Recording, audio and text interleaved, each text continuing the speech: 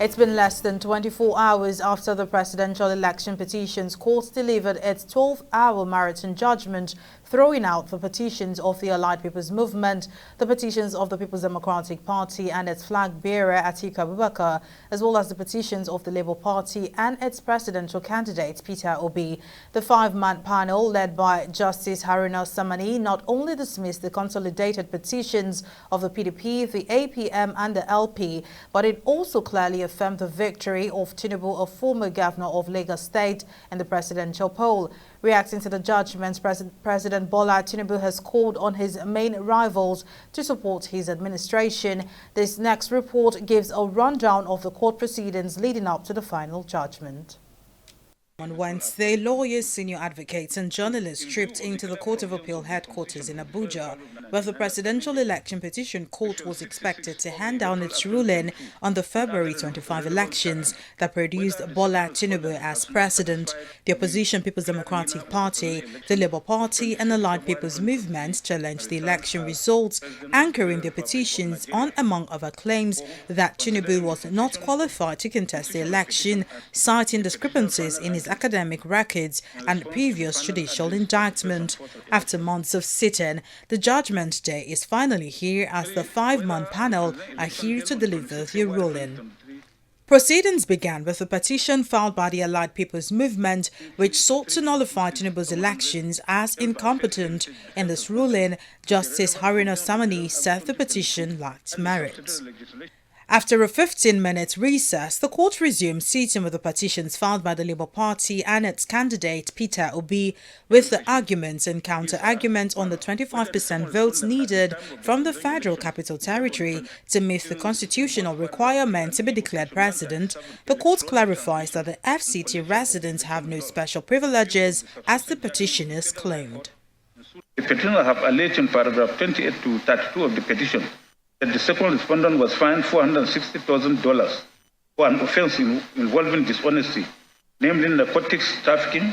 And in response to this allegation, the second and third respondents have denied same in paragraph 46 to 53 of their reply, and specifically pleaded those documents in paragraph 52 of their reply to the petition to show that the second respondent enjoyed an unrestricted right of ingress and egress to the United States of America, and up till now, he still enjoys an unimpeded right of access to the United States of America. It is therefore our considered view that Exhibit RA 11 and RA 16 are relevant to these proceedings. Petitioner objection to them hereby discountenanced.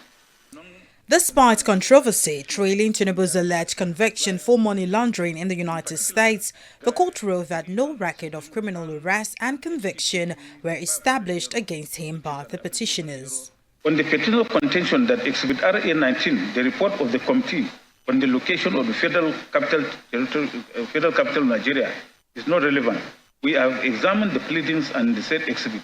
It is apparent to us that while the petitioners have averred in paragraph 81 of the petition that a presidential candidate must score 25% of the votes in FCT before he can be declared and return elected, the second and third respondents have averred in paragraph 86 of their reply that the FCT does not enjoy a special status over the other states of the Federation, and that Abuja is still inhabited by Nigerians who are deemed equal to Nigerians in any other part of Nigeria, and residents of Abuja are not conferred with any privilege and advantage that is not accorded to citizens of other communities or states in Nigeria. We are therefore of the view that facts have been pleaded which rendered Exhibit RA 19 relevant and admissible. The court in its judgment dismissed all petitions filed by Peter Obi and the Labour Party, saying the petitioner was unable to prove any of the three grounds upon which the petition was anchored. 7 hours and 2 petition dismissals later, the court begins judgment on the People's Democratic Party and its flag bearer Atiku petition. Justice Samani ruled that Atiku and his party failed to prove that the conduct of the February 25 elections did not comply with the provisions of the 2022 Electoral Act. Encourage the use of technology to enhance election management, to enhance transparency, to enhance accountability, so that Nigerians will believe in democracy, Nigerians will come out in their masses like they did to vote. We don't want Nigerians to be discouraged in the process.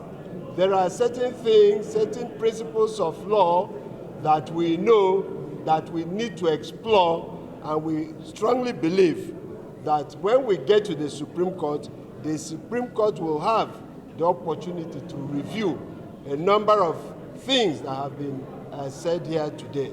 So we have the instructions of our clients as soon as possible to go to the Supreme Court. Reacting to this ruling affirming his victory, President Bola Tinubu has called on Peter Obi and Atiku Abubakar to support his government. Mary Kanu, TV360, Nigeria.